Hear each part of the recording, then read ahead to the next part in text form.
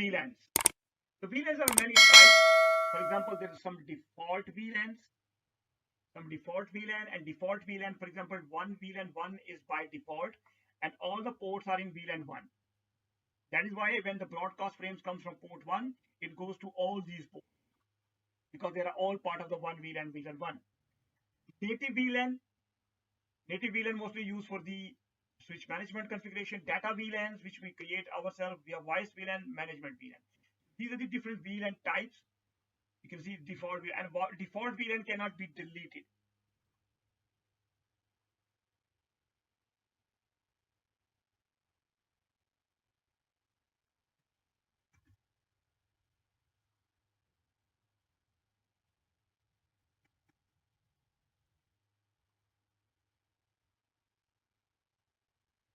The show VLAN brief command on the switches. Okay, you see, if I try to say no VLAN 1, it will never be deleted. VTP is not VTP VLAN configuration is not allowed.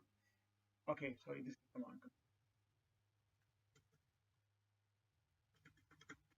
First of all, look at this command VLAN 1.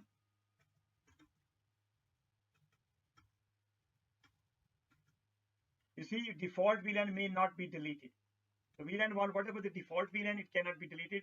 The other thing you can see, these VLANs are part of all the switches in the ports are part of the VLAN 1 by default because they are one port of the all ports are part of the one VLAN.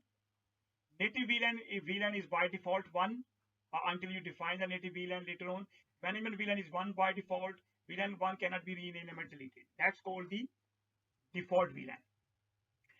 Voice VLAN is a time sensitive and required because voice VLAN, in the voice we do not want any kind of delay or anything like that. So what we do is we create a voice VLAN, and in voice VLAN ensure that we have the quality of services applied, which means it gets the better treatment, it gets the priority than any other traffic. Assured transmission priority over other types of network traffic, ability to be routed through the congested area on the network, delay for more than 1 milliseconds across the network. Voice VLAN feature enable access ports to carry voice traffic like IP phone. Switch can connect to the Cisco switch 7960 switch and carry the voice traffic. The sound quality of the phone can deteriorate if the data is unevenly sent to the switch. So basically, we have a separate voice VLAN which we configure. This is how you can see the voice VLAN 7 on a Cisco 7960 switch is connected. Okay, as you can like I just explained you earlier as well. Switch port configured to the port voice traffic. Port sends CDP frame to provide the information. Port forward the frame to VLAN 150. So basically, you can see the switches. The IP phone is connected to F018. There is a PC here, and that PC is not connected directly to the switch, but directly to the phone. The phone has two connections, one with the PC, one with the switch. Switch configured to support the voice VLAN uses 150 to voice traffic, which prioritize the voice traffic over data. What does it mean is prioritizing? Let's say the user is sitting here and is watching YouTube and streaming and all those things.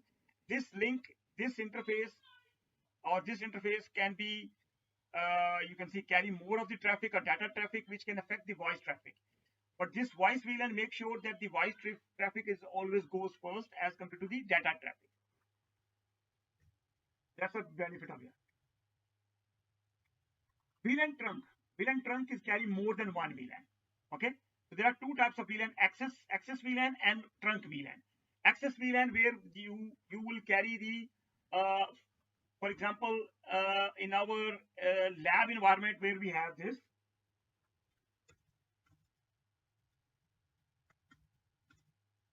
So you see my switch port, this switch port in F01,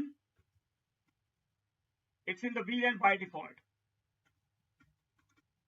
You see, this switch is a VLAN 1 default.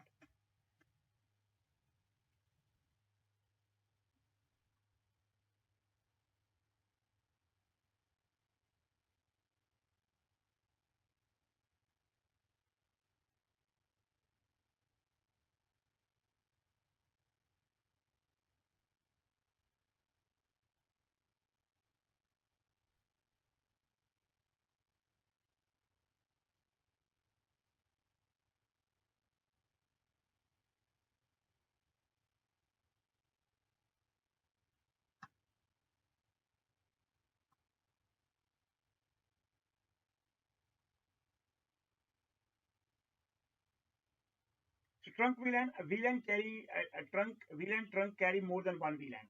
So for example, you know, in your houses, outside your houses, every house has a telephone line, a landline line. But when they from each there is a directly cable goes from your house to the cabinet, and this cabinet carry multiple cable. So if you have any BT engineer or Virgin engineer working outside, sometimes you can see them. They are having a big cable roll out outside, and they are working something like that. So this is called a trunk. Okay. Trunk can the benefit of the trunk, it can carry multiple VLAN. A VLAN trunk is usually established between the switches to same VLAN. Devices can communicate even if the physical connection to the different switches. A VLAN trunk is not associated to any VLAN. Neither is a trunk port used to substrate. It's not associated to any VLAN because it carries the multiple VLAN. This requires support 802.IEEE802.1Q popular VLAN trunking protocol. It's a VLAN trunking protocol IEEE 802.1Q called 802.1Q. Okay, here you can see, this is the definition. You can see there are different VLANs here. There's a guest VLAN, there's a student VLAN, there's a faculty VLAN. And what you can see, they are connected to different switches. There are three switches, switch 1, 2, 3. These three guys are connected to switch 3. These switch and 2, as you can see, this is the interesting topology. So you can see switch 3 and switch 2, they are not connecting to each other, but they are connecting to like switch 1. So thinking about it like this is a core switch for them, all of them. This is a core switch. So switch 1 is not connected to any PC directly, but it is connected to the switch. So this port will be configured as a trunk because this trunk will carry this VLAN, this VLAN, and this VLAN at the same time. But this port will be called access port because it can only carry one VLAN. So it carry only VLAN 20, VLAN 30, or VLAN 10. But ultimately, once it travel to this port, this is called a trunk port, and trunk port most likely between the switches. This is also a trunk port, and this trunk port is carry the multiple VLAN traffic, VLAN 10, VLAN 20, VLAN 30 as well. So for example, if somebody, you can see switch 3 and switch 2 are not connecting directly, but switch VLAN guy, the guy who's connected to switch 2, VLAN 20, he will be able to connect to this because of this. So the VLAN could be travel on this interface. VLAN can be used to limit the reach of the broadcast. VLAN is a broadcast domain of its own. A broadcast frame sent per device in the specific VLAN forwarding to our VLAN. To that VLAN only, VLAN can help control the reach of the broadcast rate and impact on the network unicast multiple frame or forwarding with the relative frame. This is the same thing we have already discussed. Tagging Ethernet frame for the VLAN identification. Frame tagging is process of adding a VLAN identification header. It is used to properly transmitting multiple VLAN frames through the trunk. Switch tags frames to identify the VLAN. So basically, whenever the switch create a VLAN, it automatically create a tag on top of it. Different tagging protocol existing like 802.1Q is a quite popular one, and it is also supported by the other vendor as well. The protocol defines the structure of the tagging header. Switch adds VLAN tags to the frame before placing them onto the trunk. When properly tagged, the frame can traverse to number of switches via the trunk link. And here you can see, basically, when this is the Ethernet frame, and in the Ethernet frame, what we are doing, we are adding the tag value, this tag 10, 20, 30, whatever the value you can see. This is the Ethernet frame, this is the 802.1.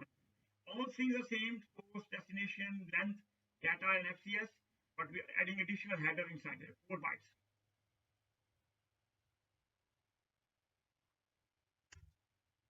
Okay, and it has the Ethernet type by 2 bytes, then primary, C, and VLAN identifier, 812 bits.